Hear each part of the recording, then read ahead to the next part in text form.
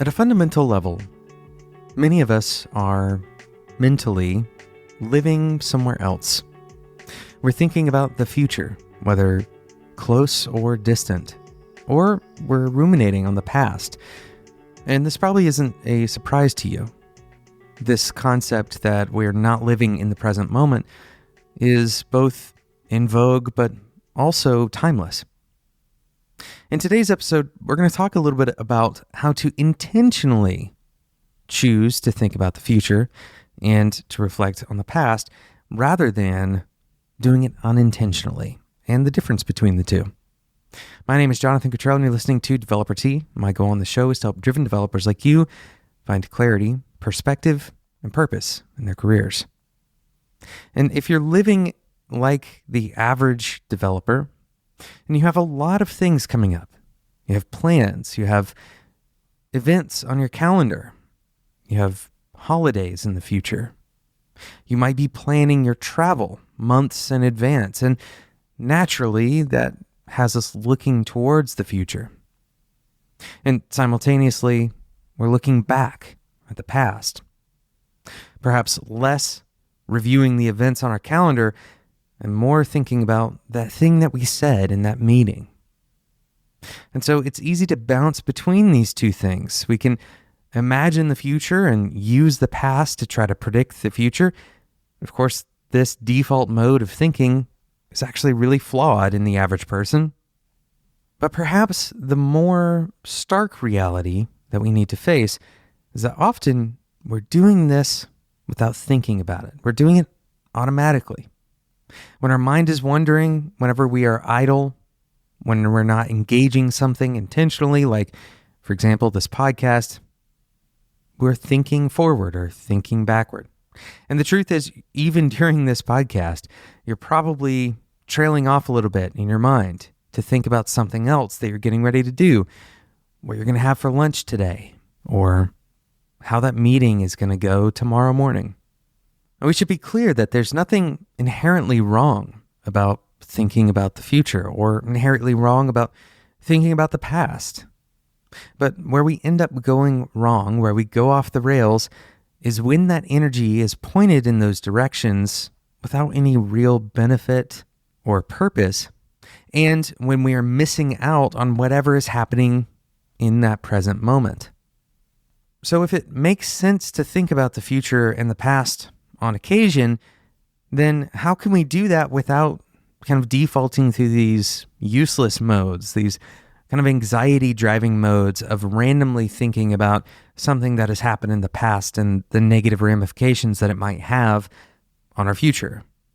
Well, there's no single method for doing this. First, it makes sense to address the fact that you have to make time for this, and we're talking about creating a new behavior, but there's plenty of discussion on stopping that old behavior.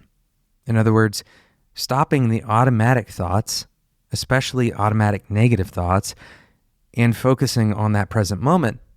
But for the sake of today's episode, let's talk about that new behavior, the intentionally thinking forward and thinking backward behavior. We're going to take a quick sponsor break, and then we're going to come back and I'm going to give you some structured ways of thinking in a retrospective manner. In other words, thinking about your past, and then constructive ways of thinking about your future. But first, let's talk about today's sponsor, Linode.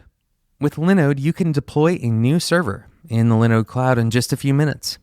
Linode offers cloud computing plans for every workload. This includes the smallest website that you can possibly build, all the way up to CPU-intensive needs like video encoding or machine learning running models.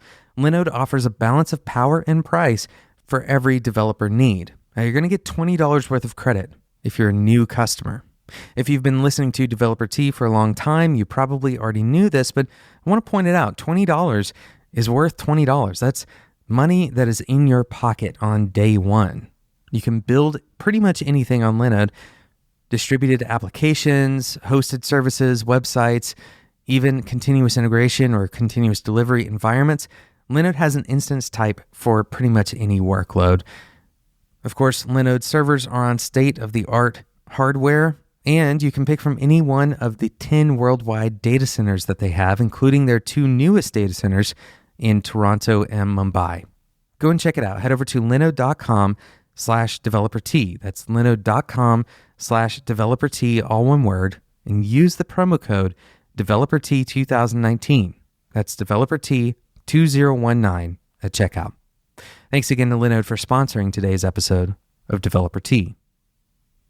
So let's intentionally perform a retrospective. And the idea here is to try to pull out insights. You don't want to just go over the facts of what happened. That can be helpful sometimes, but what you want to do is dig out new insights that maybe you didn't feel, didn't experience in the moment that you are thinking about. So rather than being descriptive, you want to shift that concept to being inquisitive. And this is going to be true for our future thinking as well.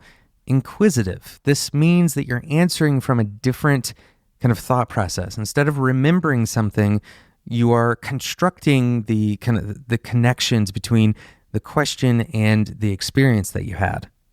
So for the sake of these exercises, we're going to assume that you have some event or some period of time in mind. Perhaps it's the last week, and you can kind of focus on that period of time, either in the past or in the future. And the first question that I want you to ask about both the past and the future, this one applies in both directions, is what was or what is my primary motivation? This week, based on all of the activities that I spent my time doing, could I make a case for myself based on that evidence that some particular thing was my motivation? And it's critical here that you don't substitute a wrong question. And that is, you don't substitute the question of, what do I wish my motivation had been? This is very easy to do. If you look back and you say, what was my primary motivation? You may have an idealistic motivation, something that you value and that you explicitly care about. But if you look at your actual behavior over the past week, what would you say, based on that evidence, was your true motivation? And remember that the whole point here is to become better, to improve based on this retrospective look on the past week. And you're not going to improve if you can't be honest with yourself. So be kind to yourself when the answer to what your motivation was is less than ideal. Don't beat yourself up over this, because that's what you're going for. You're trying to find out what kinds of things are motivating me and what do I wish was motivating me. Now, looking forward into the future, you can use the same concept of motivation.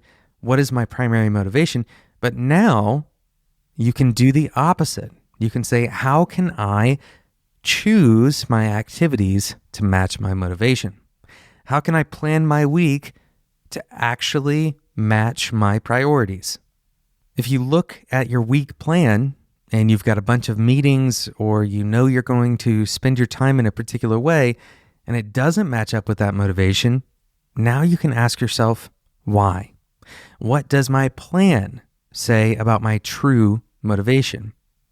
But the great thing is that at this juncture point, you now have the power to change it.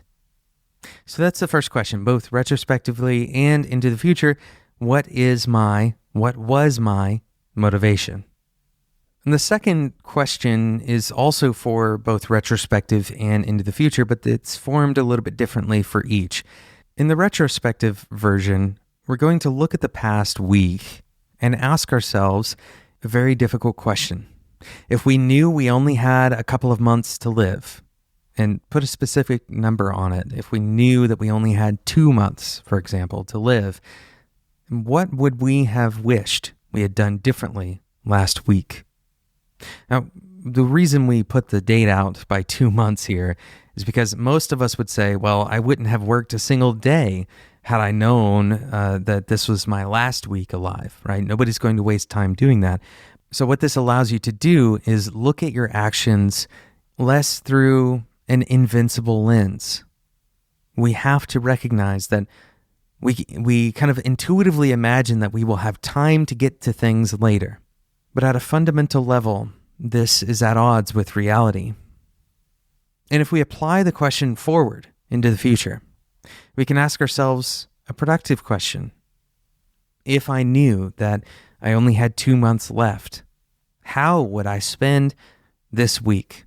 What would I do with my time?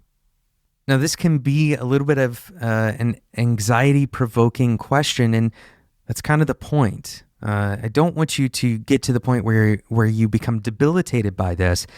So instead, I encourage you to think about specific interactions you have with people. Don't necessarily think about the big decisions that you might make. Start with those basic interactions. So perhaps instead of saying, what would you do with this week? You can ask yourself, how might I treat people this week if I knew I only had 2 months left? Who might I call on my drive home from work? Or who might I spend a little bit of extra time with in my family? Contrary to what we might intuitively think about these questions, people tend to be happier when they are aware of their mortality. So I want you to hear me very clearly about this particular exercise. The goal is not to focus on, the process or the fact of your mortality, but instead to focus on the shortened timeline. To imagine that the time that you have is less than what you had expected. I encourage you to try this, even in the very light way that is most suitable for you. And try to take one actionable thing away from each of these questions. Whether that's a simple shift to your calendar, or maybe you set a reminder on your phone to call someone, go and do something about these particular exercises that changes your life for the better. Thank you so much for listening to today's episode of Developer Tea. Thank you again to today's sponsor, Linode. Head over to linode.com/developertea to get $20 worth of credit as a new customer. Use the code DeveloperT2019 at checkout. Today's episode wouldn't be possible without our excellent producer, Sarah Jackson. This episode and every other episode of Developer Tea can be found on spec.fm. But of course, the best way to keep up with Developer Tea is to subscribe in whatever podcasting app you are currently using. My name is Jonathan Cottrell, and until next time, enjoy your tea.